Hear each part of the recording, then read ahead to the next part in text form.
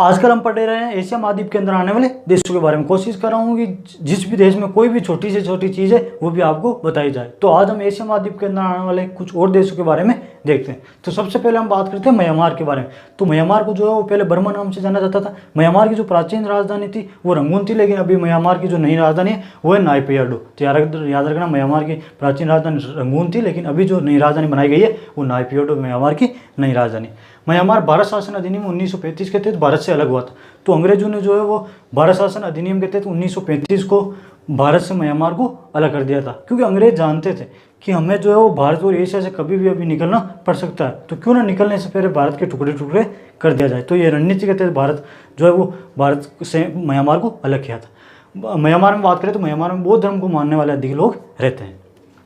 अराकाम Yomo, Patkai boom और शरावती, ये तीन म्यांमार में पर्वत हैं। इनके तीनों के नाम याद रखना। अराकाम योमो, पटकोई बूम और शरावती, ये तीनों पर्वत हैं वो भारत और म्यांमार के बीच एक सीमा रेखा के रूप में काम करते हैं, या यूँ कहें कि दोनों देशों को अलग करने का ये काम करते हैं तीनों पर्वत। तो इन तीनों पर्वतों का नाम आपको याद रखना इंपॉर्टेंट है।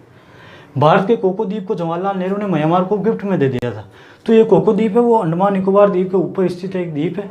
ये द्वीप जब भारत आज़ाद हुआ उस टाइम भारतीय सेना का इस द्वीप पे कब्जा था, लेकिन बाद में पता नहीं क्यों जवाहरलाल नेहरू ने ये द्वीप जो है वो म्यांमार को गिफ्ट में दे दिया।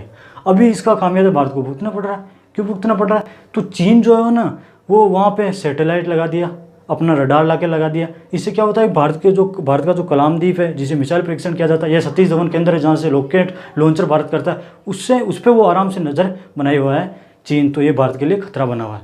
तो कोको द्वीप। म्यांमार की जो प्राचीन राजधानी थी रंगून, म्यांमार की प्राचीन राजधानी रंगून, जिसका भी नाम बदलकर यागून कर दिया गया है। तो म्यांमार की जो प्राचीन राजधानी थी रंगून, यहाँ पे अंतिम मुगल बादशाह जो भारत के थे बहादुर शाह जफर सेकंड, उनका मकबरा है। तो उनका मकबरा म्यांमार में कैसे बन गया? तो जब 1857 की क्रांति हुई ना, तब ये डर के अंग्रेजों से म्यांमार भाग गए, म्यांमार की राजधानी रंगून, और फिर वहीं उनकी जो है वो मृत्यु हो जाती है। फिर यहीं इनका मकबरा बना दिया जाता है रंगून में। तो याद रखना है रंगून में किसका मकबरा है? तो अंतिम मुगल बादशाह बहादुर शाह जफर का। म्यांमार की दो प्रमुख नदियाँ। तो म्यांमार की दो प्रमुख नदियों के बारे में आपको ना याद रखना, इरावती और साल्विन। म्यांमार की दो प्रमुख नदियाँ कौन सी है? तो इरावती और साल्विन। और इन दोनों नदियों के बीच का जो मैदान है वो बहुत उपजाऊ है, और उस उपजाऊ मैदान को सान का पठार कहते हैं। तो आपको ये भी याद रखना। अब हम बात करते हैं थाईलैंड के बारे में। तो थाईलैंड की जो राजधानी है वो बैंकॉक है। थाईलैंड को जो है पहले श्याम नाम से जाना जाता था, लेकिन 1932 के अंदर यहाँ पे एक रक्तहीन क्रांति होती है, उसके बाद श्याम नाम को बदलकर इसका नाम थाईलैंड रख दिया जाता है।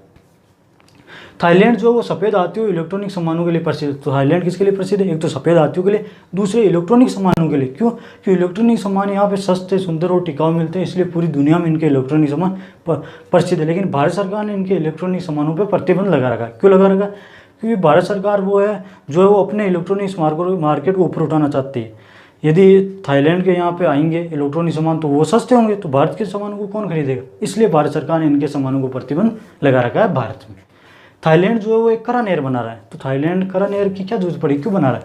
तो क्या होता है, जिस देश के पास नहर होती है और उससे जहाज़ें निकलती है तो उससे उस देश का काफ़ी विकास हो जाता है, क्योंकि जहाज़ आएगी वहाँ पे तेल भरवाएगी, वहाँ पे उस जहाज़ों का मेंटेनेंस करवाएगी, जो भी लोग रहेंगे वो खाना पीना करेंगे वहाँ पे। इससे उस क्षेत्र का काफ़ी विकास हो जाता है। जैसे मलका नहर की वजह से सिंगापुर का काफ़ी विकास हो गया। इसलिए ये थाईलैंड है वो करा नहर बना रहा है, क्योंकि इस नहर से फिर जापान, चीन, फिलीपींस, ताइवान की जहाज़ें यहाँ से गुजरेगी तो इसका काफ़ी विकास हो जाएगा। इसलिए थाईलैंड कौन सी नहर बना रहा है? तो थाईलैंड करा नहर बना रहा है। इसका नाम याद रखना है आपको।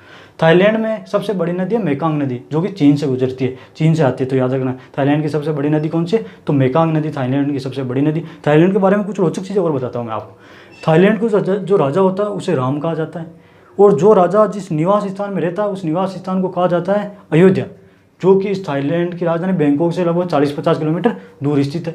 थाईलैंड का जो राष्ट्रीय प्रतीक है वो है गरुड़, और राष्ट्रीय ग्रंथ है वो रामायण। देखो थाईलैंड, यहाँ पे हिंदू धर्म मानने वाले ज़्यादा नहीं है, यहाँ पे बौद्ध धर्म को मानने वाले ज़्यादा है, लेकिन फिर भी हिंदू धर्म को बहुत सारी इज्जत यहाँ पे थाईलैंड में दी जाती है। अब हम बात करते हैं लाओस के बारे में। तो लाओस की जो राजधानी वो वियंतियन है। तो लाओस की राजधानी वियंतियन है, और ये वियंतियन लाओस का सबसे बड़ा शहर भी है। यहाँ पे लाओस एक स्थलबद्ध देश है। तो स्थलबद्ध देश, स्थलबद्ध भूबद्ध या लैंडलॉक कंट्री किसे कहते हैं? तो ऐसा देश जिसके चारों तरफ या तो जमीन हो या फिर कोई बंद आकार का सागर हो, इसे स्थलबद्ध भूबद्ध या लैंडलॉक कंट्री कहते हैं। तो ऐसा देश जिसके चारों तरफ या तो जमीन हो या कोई बंद आकार का सागर हो, उसे स्थलबद्ध भूबद्ध या लैंडलॉक कंट्री कहते हैं। तो लाओस क्या है, एक स्तरबंद देश है, इसे 1000 हाथियों की भूमि भी कहते हैं। तो कंफ्यूज नहीं होना, सफ़ेद हाथियों की भूमि थाईलैंड, 1000 हाथियों की भूमि तो उसे कहते हैं लाओस को 1000 हाथियों की भूमि, तो इसमें कंफ्यूज नहीं होना।